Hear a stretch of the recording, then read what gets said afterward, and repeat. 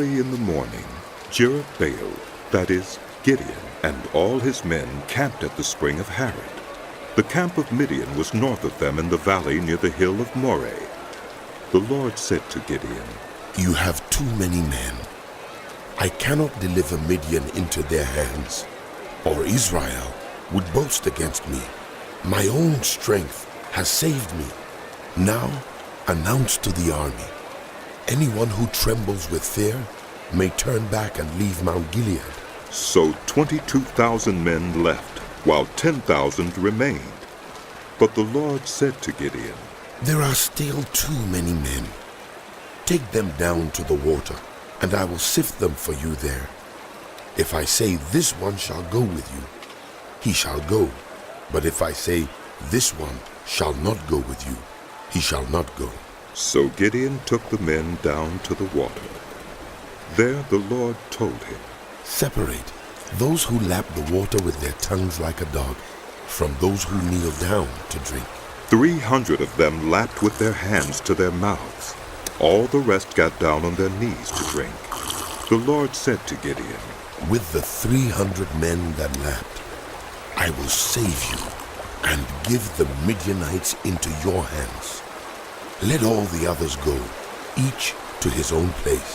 So Gideon sent the rest of the Israelites to their tents, but kept the 300, who took over the provisions and trumpets of the others. Now the camp of Midian lay below him in the valley. During that night the Lord said to Gideon, "Get up, go down against the camp, because I am going to give it into your hands. If you are afraid to attack, go down to the camp with your servant Purah, and listen to what they are saying. Afterward, you will be encouraged to attack the camp." So he and Purah, his servant, went down to the outposts of the camp. The Midianites, the Amalekites, and all the other eastern peoples had settled in the valley, thick as locusts. Their camels could no more be counted than the sand on the seashore. Gideon arrived just as a man was telling a friend his dream. "I had a dream. He was saying, A round loaf of barley bread came tumbling into the Midianite camp. It struck the tent with such force that the tent overturned and collapsed." His friend responded, "This can be nothing other than the sword of Gideon, son of Joash the Israelite. God has given the Midianites and the whole camp into his hands." When Gideon heard the dream and its interpretation, he bowed down and worshipped. He returned to the camp of Israel and called out, "Get up! The Lord has given the Midianite camp into your hands." Dividing the 300 men into 3 companies, he placed trumpets and empty jars in the hands of all of them, with torches inside. "Watch me," He told them. "Follow my lead.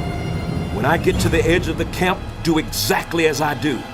When I and all who are with me blow our trumpets, then from all around the camp blow yours, and shout for the Lord and for Gideon." Gideon and the 100 men with him reached the edge of the camp at the beginning of the middle watch, just after they had changed the guard. They blew their trumpets and broke the jars that were in their hands. The 3 companies blew the trumpets and smashed the jars, grasping the torches in their left hands and holding in their right hands the trumpets they were to blow. They shouted, "A sword for the Lord and for Gideon!" While each man held his position around the camp, all the Midianites ran, crying out as they fled.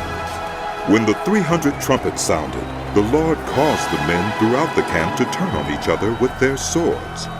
The army fled to Beth-shittah, toward Zererah, as far as the border of Abel-meholah near Tabbath. Israelites from Naphtali, Asher, and all Manasseh were called out, and they pursued the Midianites. Gideon sent messengers throughout the hill country of Ephraim, saying, "Come down against the Midianites and seize the waters of the Jordan ahead of them as far as Beth-barah." So all the men of Ephraim were called out, and they seized the waters of the Jordan as far as Beth-barah. They also captured 2 of the Midianite leaders, Oreb and Zeeb.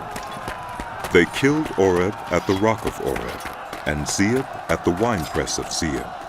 They pursued the Midianites and brought the heads of Oreb and Zeeb to Gideon, who was by the Jordan.